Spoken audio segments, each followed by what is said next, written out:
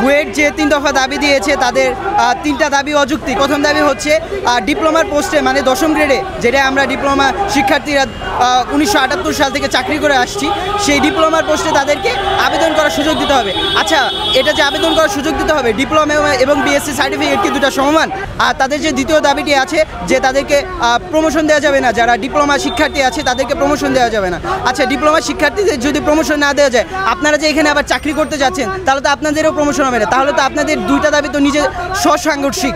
তাদের যে তৃতীয় দাবিটি আছে, তাদের তৃতীয় দাবিটি হচ্ছে যে বিএসসি ইঞ্জিনিয়ার ছাড়া কেউ নামের সামনে ইঞ্জিনিয়ার লাগাতে পারবে না। এখন প্রথমত হচ্ছে আমরা যারা ডিপ্লোমা ইঞ্জিনিয়ার তারা কখনো নামের সামনে শুধু ইঞ্জিনিয়ার লিখি না, আমরা লিখি ডিপ্লোমা ইন ইঞ্জিনিয়ারিং, যেহেতু আমাদের কোর্স কারিকুলাম এটা হচ্ছে গ্যাজেটভুক্ত এবং সাংবিধানিক স্বীকৃত, সেজন্য আমরা ডিপ্লোমা ইঞ্জিনিয়ারিং নামের শুরুতে লাগাতে পারি। কিন্তু শুধুমাত্র যে বিএসসি ইঞ্জিনিয়ার করলেই নামের পূর্বে ইঞ্জিনিয়ার লাগানো যাবে তা না, অবশ্যই তাকে আইবি মেম্বারশিপ প্রাপ্ত হতে হবে, আদারওয়াইজ তারা এটা ব্যবহার করতে পারবে না। সেক্ষেত্রে বোঝা যাচ্ছে যে তাদের 3টি দাবি অযৌক্তিক।